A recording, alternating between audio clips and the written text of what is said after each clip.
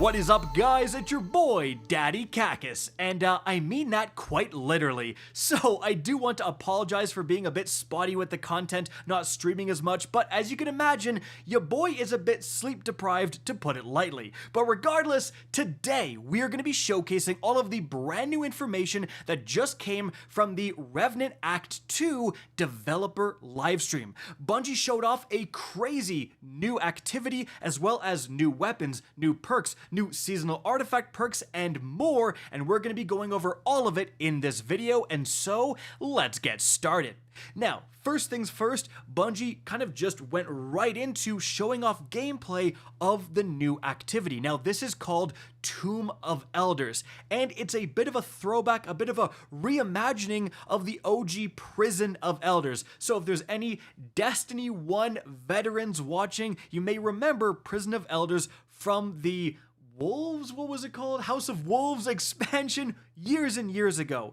Now, it is changed quite a bit in terms of the base mechanics, and Bungie said it's actually going to be a lot more similar in its design to something like the Coil from Season of the Wish, where you're going through this activity and there's semi-randomized encounters, so you don't exactly know which enemies, even which bosses, which objectives you're going to be facing in these encounters. So every run through of the Tomb of Elders will be a bit different. And as you progress through this activity, as you beat encounter after encounter, things are going to kind of ramp up in difficulty. You can see different negative modifiers popping up on the screens of the players, telling them what challenge they're going to have for the next encounter. And if you're able to prevail over that encounter and beat the overall objective, as well as any kind of bonus critical objectives within certain time frames, then you're going to gain favor. So one of the biggest problems with the Coil Bungie talked about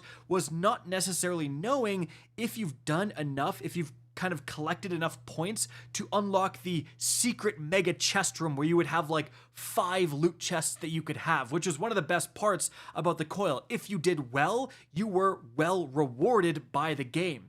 And Bungie said this time you're going to outright have like a favor modifier on your screen. And if you're doing these bonus objectives, in the time frames, like I said, you're going to have a high favor rating. And then if you fail objectives and so on, you will lose favor. And then as you can see here, the Warden Servitor will judge you and then distribute rewards based on that judgment. So you're going to be able to really easily track how well you're doing in this activity. Now, something Bungie actually made a point of emphasizing when revealing Tomb of Elders was that the bonus objectives, which they call, again, critical objectives, are not just, kill 15 enemies with abilities. They're not cringe. They're actually pretty intense. One example they showed was you have to activate these objects that are beneath like a poison cloud. So you're going to take damage when you're down there, so you better get down there, get it done, and get out very quickly.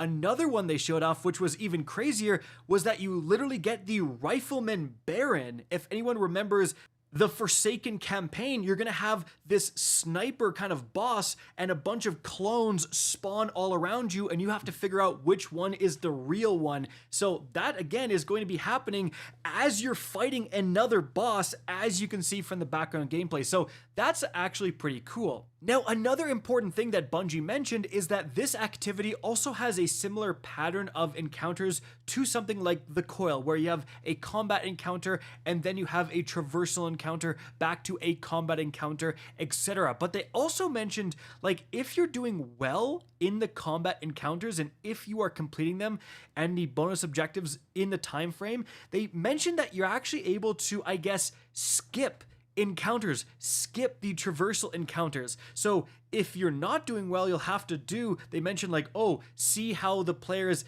in the background gameplay, like they don't have to do this certain extra encounter, they just go right to the next combat encounter. Whereas again, if you're not doing as well, you'll have to do that extra encounter to kind of make up for it. So the better you do, the faster you're going to be able to complete this activity, which is quite interesting.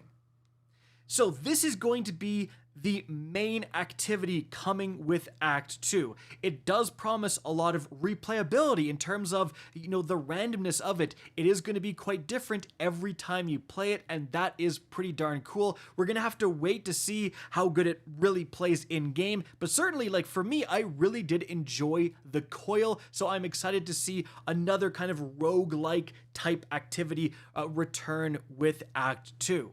So, keeping all that in mind, let's talk about some of the new weaponry you're going to be earning when doing this new activity.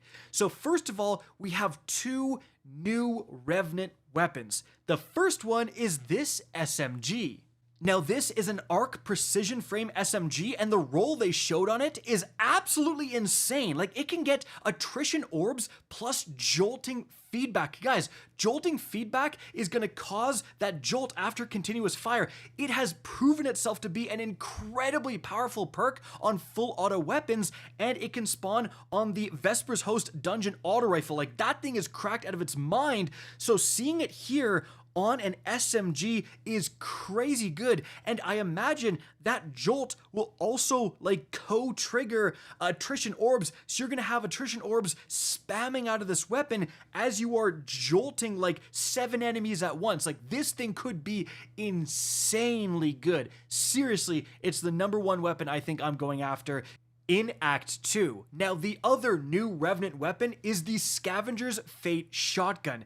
This is a precision frame shotgun, which is overall the best archetype for PvP, and this is kind of the reimagining of the Dust Rock Blues, if you guys remember that from all the way back from the Warmind expansion.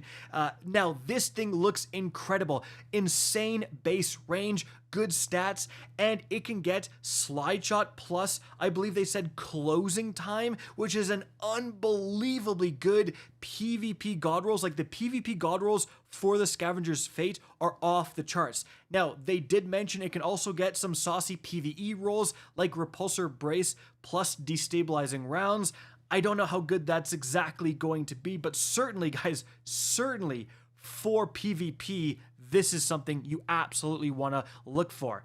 Now, the reprised Season of Splicer weapon that is coming back in Act 2 is, as you can see right here, the Grid Skipper. This thing was a menace in PvP, being a very, very good rapid fire frame pulse rifle, and it can get a lot of the same incredible rolls it can get before. Obviously, it's just outright better than the old version because now it can get an origin trait that's just going to improve things even more so.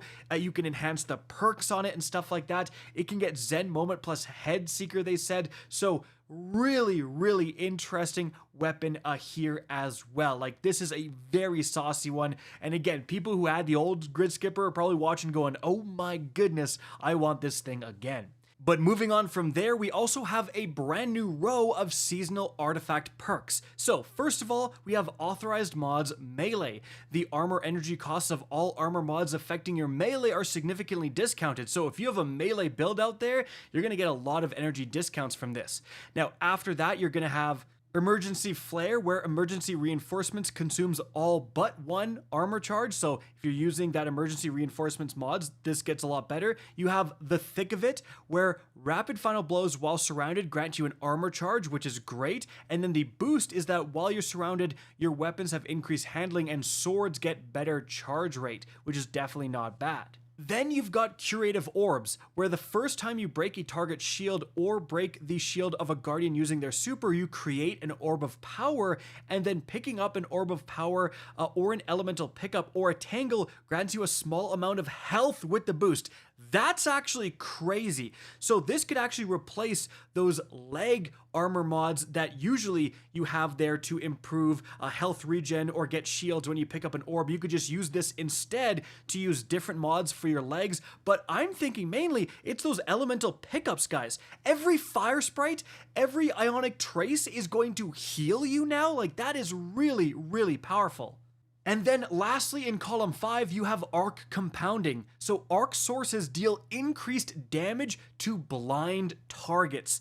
And that's actually pretty sick. There's a lot of ways to blind targets, and now being able to just do more damage to them, they actually shouted out in specific the X-Dirus.